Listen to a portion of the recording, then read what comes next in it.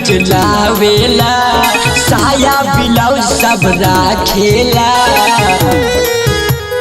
ए सखी नया डिजाइन रोज लावेला साया ब्लाउज सब राखेला भोरे भोरे निकल जावे आवेला के अंधार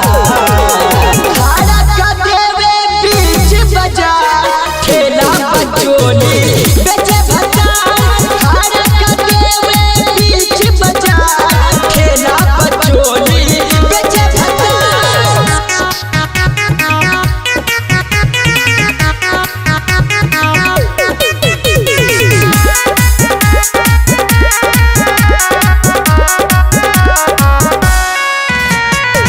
दिन भर रहे रोज घूमत हो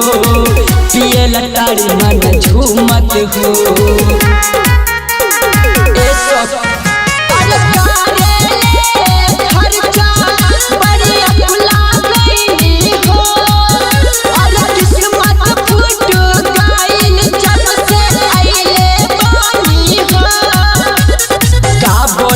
इनका हमरा खातिर सूझे न अपन विचार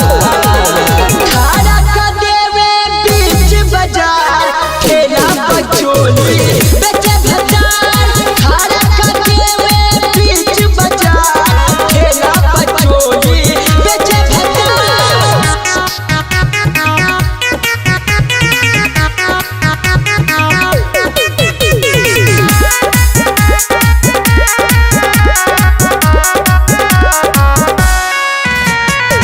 होके सबक नहीं पूरा हो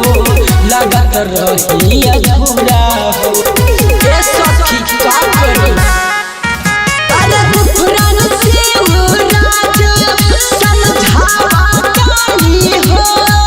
रोज भोरे खनवा उठ के बनावा कानी हो काहेला सूरज हरिओम शर्मा हरदम सुना